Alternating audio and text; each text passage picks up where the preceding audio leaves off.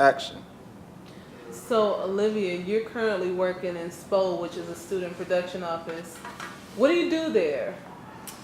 Not a whole lot. That's not true. So I came into SPO, I think, with a strong knowledge base in the arts because I have a bachelor's degree in art history.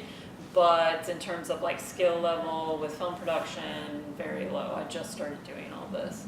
So basically, I've been acting as a writer, director, and producer because those are the things I'm most comfortable with. I'm hoping I will get more into camera operation at some point in the future, but we'll see what happens. So, since you've been there, have you taken into any other interests that you weren't interested in before? Yeah, sound recording.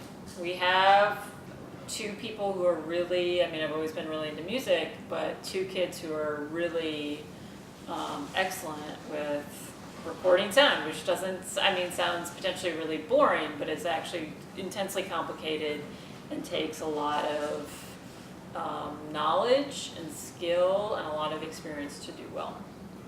So, the instructors there in the SPO office, are they helpful, hands-on? They're extremely helpful. Mike and Lee, they're practically the mentors of SPO, and they are there at all times to help. But they also only help as we need them. They are never micromanaging anybody. They're never over-involved.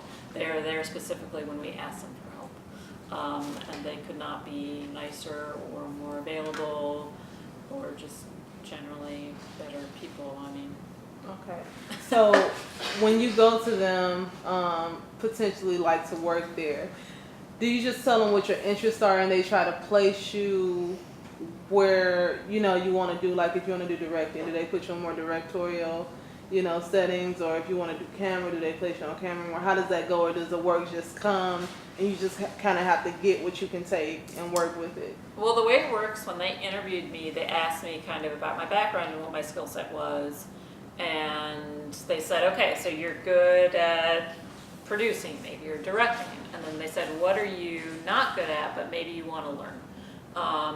So why like I said, I started out producing and directing because those are the things I'm good at, and those are the opportunities that were available to me right off the bat.